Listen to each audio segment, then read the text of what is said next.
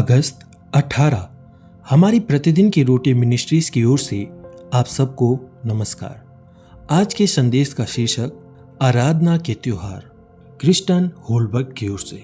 आज के पवित्र शास्त्र का भाग व्यवस्था विवरण अध्याय 16 पद 9 से 16।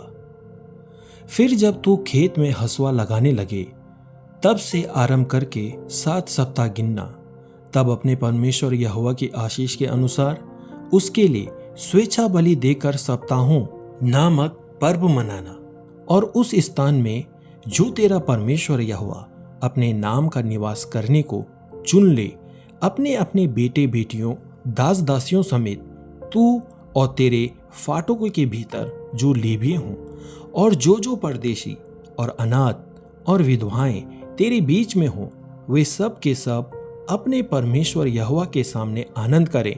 और स्मरण रखना कि तू भी मिस्र में दास था, इसलिए इन विधियों के पालन करने में चौकसी करना।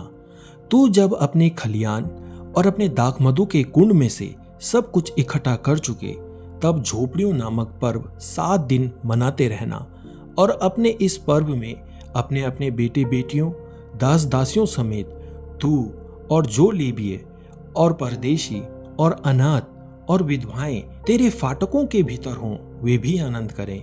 जो स्थान यहोवा चुन ले, उसमें तू अपने परमेश्वर यहोवा के लिए 7 दिन तक पर्व मनाते रहना, क्योंकि तेरा परमेश्वर यहोवा तेरी सारी बढ़ती में और तेरे सब कामों में तुझको आशीष देगा। तू आनंद ही करना। वर्ष में 3 बार अर्थात अख़मीरी रोटी के पर्व और सप्ताहों के पर्व और झोपड़ियों के पर्व, इन तीनों पर्वों में तुम्हारे सब पुरुष अपने परमेश्वर यहोवा के सामने उस स्थान में जो वह चुन लेगा जाएं, और देखो छूछे हाथ यहोवा के सामने कोई ना जाए। मुख्य वचन अध्याय 16 पद 11। उस स्थान में जो तेरा परमेश्वर यहोवा अपने नाम के निवास करने को चुन ले, अपने परमेश्वर यहोवा के सामने आनंद करें। किसी बड़े आयोजन में शामिल होना आपको आश्चर्यजनक तरीके से बदल सकता है।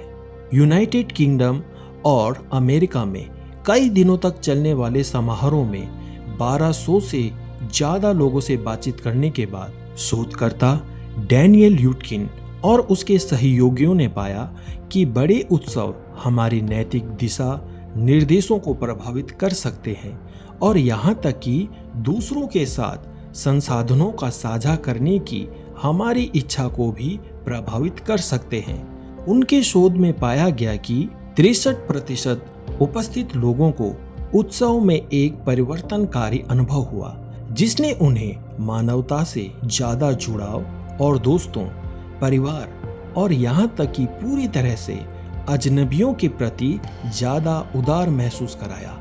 हालांकि जब हम दूसरों के साथ मिलकर परमेश्वर की भक्ति करते हैं तो हम धर्मनिरपेक्ष त्योहारों के सामाजिक परिवर्तन से कहीं ज्यादा अनुभव कर सकते हैं।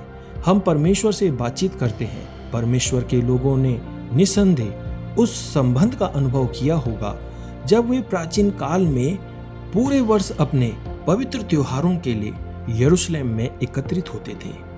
वे आधुनिक सुविधाओं के बिना यात्रा करके साल में 3 बार अख़मीरी रोटी का त्योहार, सप्ताहों का त्योहार और झोपड़ियों का त्योहार मनाने के लिए आराधनालय में उपस्थित होते थे। ये सभाएं परिवार, दास दासियों, विदेशियों और अन्य लोगों के साथ प्रभु के सामने गंभीर स्मरण, आराधना और आनंद मनाने का समय था। आइए हम दूसरों के साथ आराधना के लिए एकत्रित हों, ताकि एक दूसरे की मदद कर सकें और उनका आनंद लेते रहें और उनकी वफादारी पर भरोसा रखें।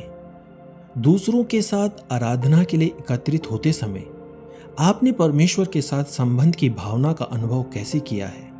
दूसरों की उपस्थिति ने कैसे सहायता की? हे परमेश्वर, अपने लोगों को एक साथ आपकी आराधना करने के लिए आमंत्रित करने के लिए धन्यवाद।